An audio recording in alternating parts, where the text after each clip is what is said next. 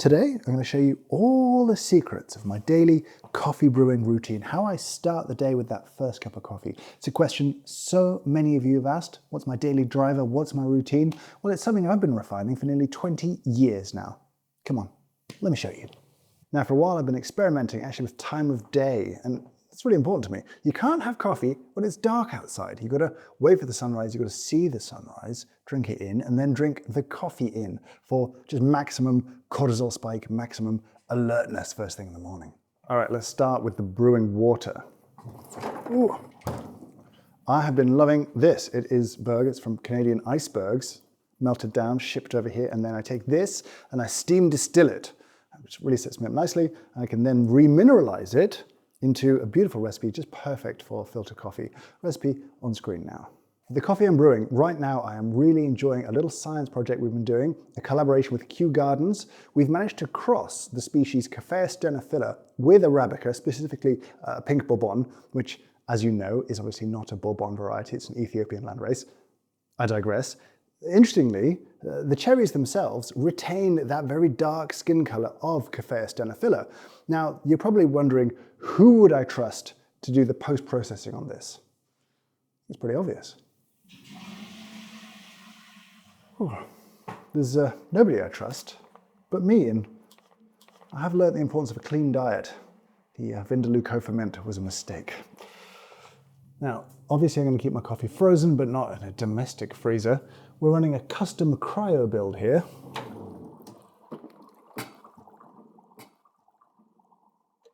Keeps things down at -60. Now, despite perfect roasting and meticulous post-harvest processing, I still think it's worthwhile to do a little manual sort of each bean before I brew. Here, I'll do a color test to make sure that the beans are within the very narrow window that I believe excellence lives within. Oh, rejected. Now, when it comes to brew ratios, that's obviously quite a personal thing for everybody out there. For me, though, the answer's pretty obvious.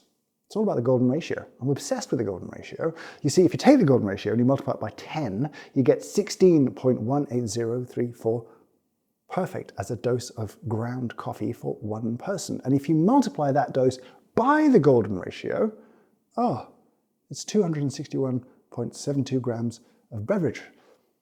It's going to be the most delicious thing you've ever had. Now, I often see people using things like this. Little domestic scales that weigh your ground coffee to 2 decimal places. Frankly, I think that's absurd. Me, I'm using this because I'm going to dose to 3 decimal places for accuracy and good taste. When I grind my coffee, obviously I grind bean by bean. I've got the time, and frankly, I care about the results. This will give me much better uniformity, less fines. The burrs themselves, well, they are custom made by SSP. Titanium coated, diamond encrusted,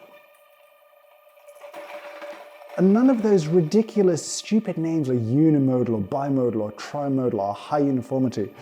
They're called Jeremy.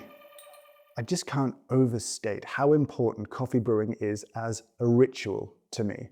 And thinking about this, I could think of no brewer more ritualistic than the coffee siphon.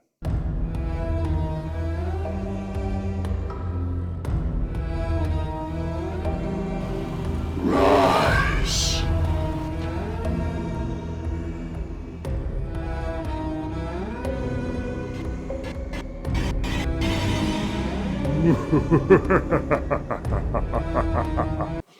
Now, if you smell the brew at this point, there's a lovely transition from a kind of piney resinous aroma through to a sweet caramel one. And that's when you know the infusion phase is done. Yes. Now, at the end of the brew, it's incredibly important straight away that we get the coffee out of the siphon itself. This siphon glass, it's very hot, so you want to decant it entirely into a nice carafe. Now, here's the important thing. We need to cool this coffee down to about 52.5 degrees Celsius. F***'s sake, for sausage monks right up there. I'm just gonna... Every Good day.